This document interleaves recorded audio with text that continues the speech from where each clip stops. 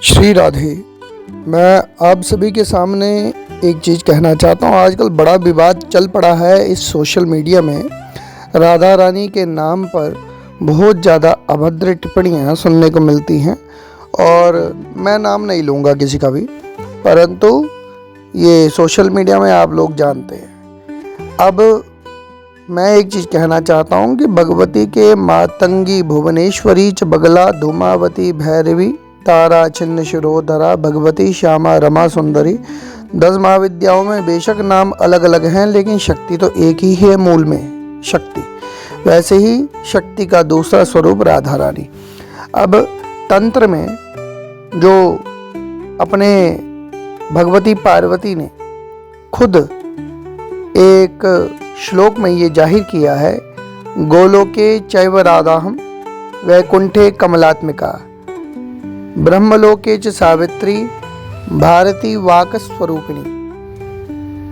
पार्वती कहती है कि मैं गोलोक में राधा हूँ, वैकुंठ में लक्ष्मी हूँ और ब्रह्मलोक में सावित्री हूँ और वाणी की अधिष्ठात्री सरस्वती के रूप में रहती हूँ।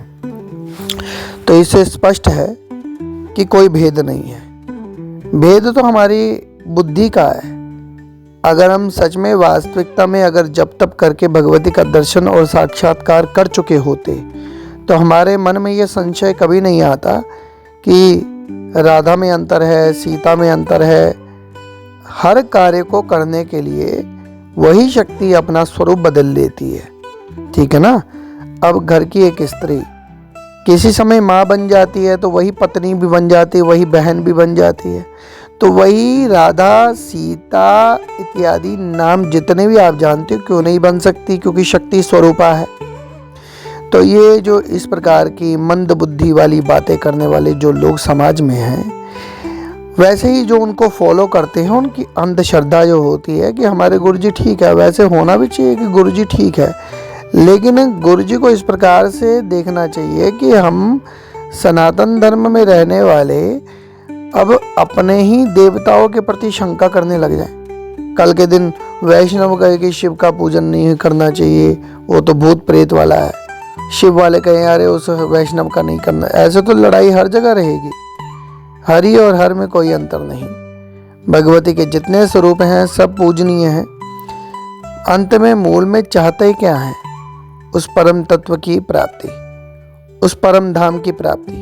भैया, जो जिस स्वरूप में जिसका पूजन करेगा वो उसी स्वरूप में अंतिम समय में उस धाम को प्राप्त हो जाएगा। तो शक्ति के जितने भी रूप, कोई दुर्गा में विश्वास करता है, कोई बगलामुखी में करता है, कोई मातंगी में करता है, कोई किसी में करता है। तो कोई किसी की पहाड़ पूजन में शंका नहीं हो सकती कि वो कम है या वो ज़्यादा है। ऐसे भेद बुद्धि करने वाले बिल्कुल नर्क के अधिकारी बनते हैं। और ये बातें बोलने से पहले मूर्खों को समझना चाहिए, सोचना चाहिए कि भाई हम क्या बोल रहे हैं। इससे हमारे समाज में अब एक चीज़ और, राधा रानी के नाम पर कथावाचकों ने पाखंड फैला रखा है। ये बातें सुनने को मिल रही है। अगर पूर्ण रूप से गुरु निष्ठा और गुरु परंपरा से किसी ने सुना हो तभी तो वो जानेगा कि राधा नाम क्या है, कौन है वो राधा। आज राधा नाम पर प्रेमानंद बाबा जी, इनको सब लोग जानते हैं, है ना। बड़ा मान सम्मान करते हैं। क्यों? क्योंकि उसी राधा नाम की शक्ति के प्रभाव से, उसके जप के प्रभाव से उन्हें जो अनुभूतियाँ हुई हैं, उन्हें जो प्राप्त हुआ है, आज वो बांट रहे हैं। अब जब कोई समाज में आगे बढ़ता है तो देखने में आता है कि कहीं ना कहीं मिर्च लगने वालों की संख्या भी बढ़ ही जाती है। तो मुझे तो लग रहा है कि मिर्च लग गई है ना। अगर तुम्हारे भजन में इतना प्रभाव होगा तो तुम्हें विरोध करने की आवश्यकता नहीं है। तुम्हारे भजन के प्रभाव से अपने आप बिना कुछ लड़ाई झगड़े के तुम्हारी बात लोगों के अंदर पहुंचेगी, सुनेंगे। अपने तक रहो ना।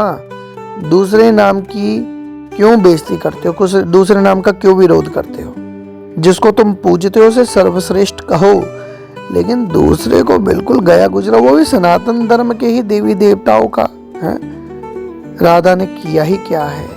रासलीला। तो एक चीज हो रहा है, रासलीला बोलकर यहाँ समझने की आवश्यकता है। सुखदेव जी जैसे सिद्ध रास लीला का वर्णन करते हैं रास पंचाध्याय, जो श्रीमद् भागवत का हृदय है। अब क्या जाने, इसके पाठ करने से तो हृदय की मलिनता दूर हो जाती है।